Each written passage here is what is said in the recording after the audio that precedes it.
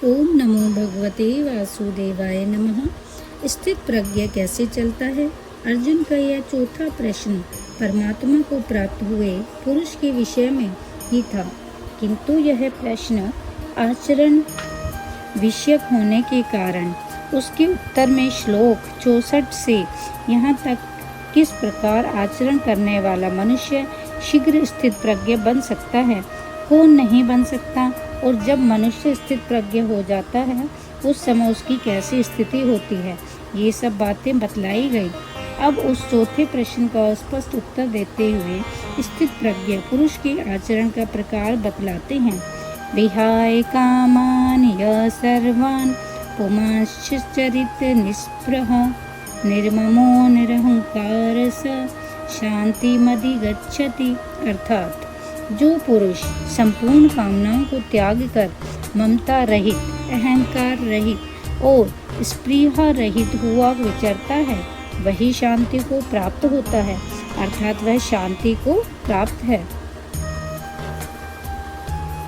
मन, बुद्धि और इंद्रियों के सहित शरीर में जो साधारण अज्ञानी मनुष्यों का आत्माभिमान रहता है, जिसके कारण वे शरीर को ही अपना स्वरूप मानते हैं, अपने को शरीर से भिन्न नहीं समझते, अतः शरीर के सुख दुख से ही सुखी दुखी होते हैं। उस देह अभिमान का नाम अहंकार है।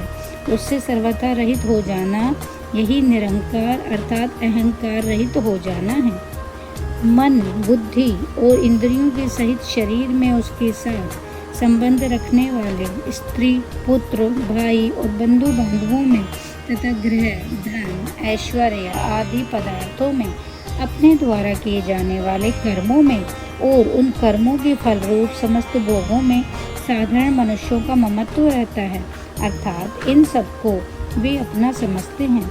इसी भाव का नाम ममता है और इससे सर्वथा रहित हो जाना ही निर्मम अर्थात ममता रहित हो जाना है।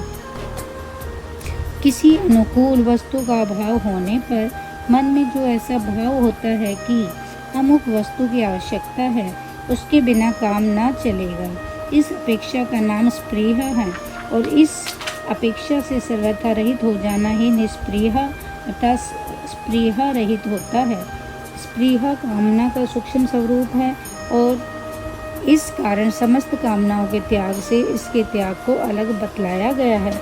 इस प्रकार अहंकार, ममता और स्पृहा से रहित होकर अपने वर्ण, आश्रम, प्रकृति और परिस्थिति के अनुसार केवल लोक संग्रह के लिए इंद्रियों के विषयों में विचरना अर्थात देखना, सुनना, खाना, पीना, सोना, जागना आदि समस्त शास्त्र विहित चेष्टा करना ही समस्त कामनाओं का त्याग करके अहंकार, ममता और स्पृहा से रहित होकर विचरण करना है।